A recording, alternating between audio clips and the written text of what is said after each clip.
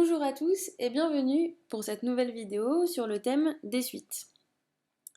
Alors aujourd'hui nous allons parler de quoi? Nous allons parler du sens de variation des suites et nous allons voir comment déterminer ce sens de variation. Je m'explique. Nous avons par exemple ici une suite UN qui est définie de façon explicite ou par récurrence. Notre objectif, c'est de déterminer le sens de variation de cette suite. Alors le sens de variation, ça peut être quoi? On peut avoir une suite croissante, une suite décroissante, ou encore on peut avoir une suite qui n'est ni croissante, ni décroissante, ni l'un ni l'autre. Donc un petit peu comme pour les fonctions. Une remarque sur ces représentations graphiques, vous voyez en fait ici à chaque fois j'ai représenté quelques termes de la suite. Alors comme on a un nombre limité de termes qui sont représentés là sur nos graphiques, eh bien ça peut nous donner une idée du sens de variation, mais en aucun cas c'est une preuve.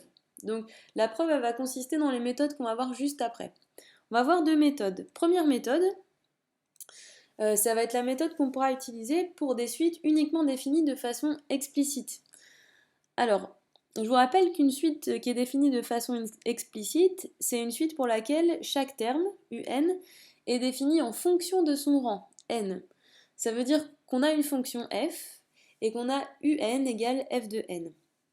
Et bien tout simplement, et ce qu'il faut savoir, c'est que le sens de variation de la suite, UN, c'est le même que le sens de variation de la fonction f sur l'intervalle 0 plus l'infini. Alors pourquoi 0 plus l'infini? Parce que nos termes à nous, c'est des termes u indice n et que notre n est un entier naturel, c'est-à-dire qu'il est positif. Donc voilà pourquoi on va étudier uniquement les nombres positifs, c'est-à-dire l'intervalle 0 plus l'infini. Un exemple pour illustrer ça. Je vous donne une suite et déterminer le sens de variation de la suite UN définie par UN égale 5n plus 1. Donc j'ai pris une suite très simple ici pour pouvoir vous montrer comment fonctionne cette méthode.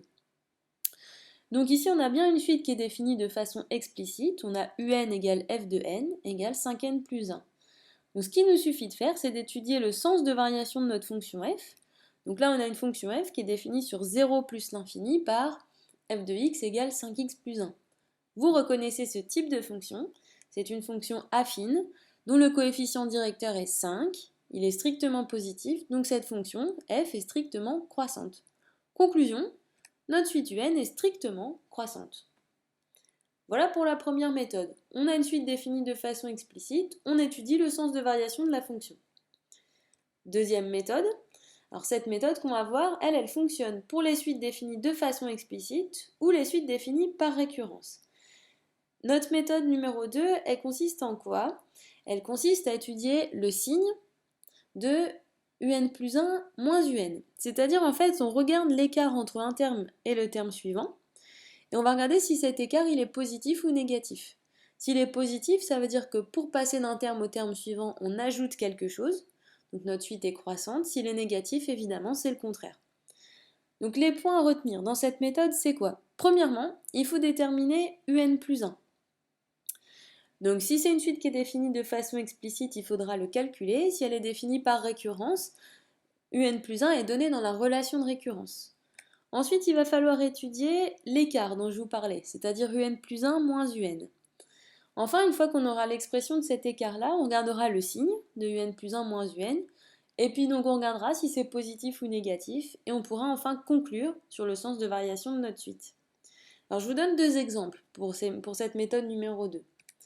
Premier exemple, déterminer le sens de variation de la suite UN qui est définie par UN égale 5n plus 1. J'ai repris la même suite que dans l'exemple précédent. Dans un premier temps, je dois déterminer U indice n plus 1. Bien, je reprends ma formule de UN et à chaque fois que je rencontre n, je remplace n par n plus 1. Attention, à chaque fois, il faut penser à mettre les parenthèses, quitte à les enlever après si elles n'étaient pas indispensables, mais dans un premier temps, pour ne pas se tromper, on remplace toujours n par n plus 1 entre parenthèses. Donc ici, ça me donne 5 fois n plus 1 plus 1. Je développe 5n plus 5 plus 1 et j'obtiens 5n plus 6. Là, j'ai l'expression de un plus 1. Deuxième point, je calcule l'écart un plus 1 moins un. Donc, je calcule donc 5n plus 6, qui est mon un plus 1, moins 5n plus 1, qui est mon un. Là encore, attention, n'oubliez pas les parenthèses. Maintenant, qu'est-ce qui se passe quand j'enlève mes parenthèses? Alors les premières, quand je les enlève, il ne se passe rien. J'obtiens 5n plus 6. Les deuxièmes, j'enlève les parenthèses, attention, je change les signes. Donc j'obtiens 5n plus 6, moins 5n moins 1, ce qui me donne 5. Je dois maintenant déterminer le signe de un plus 1 moins un. Un plus 1 moins un est égal à 5, donc c'est strictement positif. Donc un plus 1 moins un est strictement supérieur à 0. Je fais passer le un à droite de mon signe supérieur ou égal. J'obtiens donc que un plus 1 est strictement supérieur à un. Un plus 1 est donc plus grand que un. Donc j'obtiens une suite qui est strictement croissante. Voilà pour un premier exemple. Maintenant, si j'ai une suite qui est définie par récurrence, par exemple, W0 égale moins 7 et Wn plus 1 égale Wn moins 2n. Premier point, déterminer Wn plus 1. Là, c'est déjà fait puisque j'ai une relation de récurrence. J'ai déjà Wn plus 1. Maintenant, je dois calculer l'écart Wn plus 1 moins Wn. Alors, si vous regardez bien la relation de récurrence, elle fait apparaître Wn et Wn plus 1. Et bien, ce que je vais faire, c'est que ce Wn qui est à droite de mon signe égal, je vais le faire passer à gauche. J'obtiens donc Wn plus 1 moins Wn est égal à moins 2n. Je dois désormais déterminer le signe de ce que je viens de trouver, donc le signe de moins 2n. Alors là, je me dis, ce n qui est dans cette expression, c'est un entier naturel. Il est positif. Donc quand je le multiplie par moins 2, il devient négatif. J'ai donc moins 2n inférieur ou égal à 0. Donc j'ai trouvé que cet écart, Wn plus 1 moins Wn, est inférieur ou égal à 0, c'est-à-dire que Wn plus 1 est plus petit ou égal à Wn. J'ai donc une suite ici qui est décroissante. Voilà pour ce deuxième exemple. Alors vous voyez, j'ai écrit pour la première suite que j'ai considérée strictement croissante, pour la deuxième uniquement décroissante. Ça tient à l'inégalité qu'on écrit. Vous voyez, dans la suite U, l'inégalité était stricte, donc je vais écrire que la suite est strictement croissante. Dans la suite W, l'inégalité est large, donc je ne vais pas écrire strictement cette fois.